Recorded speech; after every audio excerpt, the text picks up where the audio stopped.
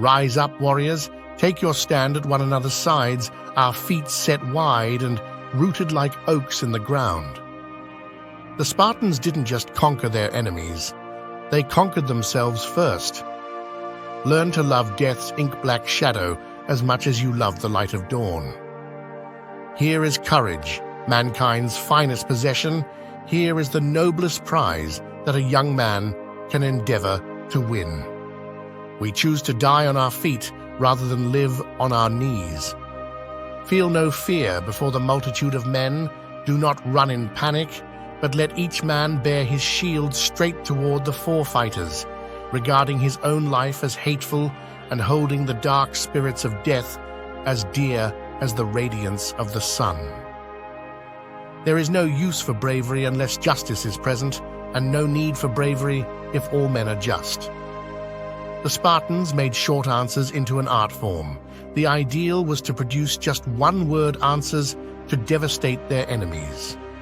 King Philip II sent a message to the Spartan king that said, "If I invade Laconia, you will be destroyed and never to rise again." The Spartans replied with only one word, "If." He who sweats more in training bleeds less than in war. The walls of Sparta were its young men, and its borders the point of their spears. The city that is well fortified has a wall of men instead of brick. The brave do not live forever, but the cautious do not live at all. The phrase "I can't" doesn't mean anything to me anymore, not because of my ego, but because now I know anything is possible. If you confer a benefit, never remember it. If you receive one, never forget it. Death is the price we pay for life, so make it worth it. Bite off more than you can chew, then keep chewing. If you had any knowledge of the noble things in life, you would refrain from coveting others' possessions. You should reach the limits of virtue before you cross the border of death.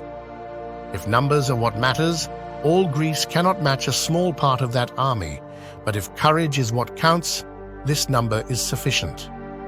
The Spartans do not ask how many are the enemy, but where are they? Xerxes declared, "It isn't wise to stand against me. Imagine what horrible fate awaits my enemies when I would gladly kill any of my own men for victory." At that time, King Leonidas replied, "And I would die for any one of mine." Modern armies all follow the Spartan pattern. If you want to overcome adversity, you must constantly rehearse encountering adversity. Then, when real adversity arrives, you are not fazed by it. You have many slaves, but few warriors. It won't be long before they fear my spears more than your whips. It is not a question of what a Spartan citizen should do, nor a husband, nor a king. Instead, ask yourself, what should a free man do? A Spartan's true strength is the warrior next to him, so give respect and honor to him, and it will be returned to you. There's no room for softness, not in Sparta. No place for weakness. Only the hard and strong may call themselves Spartans. Spartans never retreat. Spartans never surrender. Go spread the word. Let every Greek assembled know the truth of this. Let each among them search his own soul.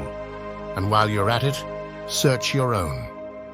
The Spartans are the equal of any men when they fight as individuals, but fighting together as a collective, they surpass all other men. The Spartans were the first to give the world an ideal of the gentleman.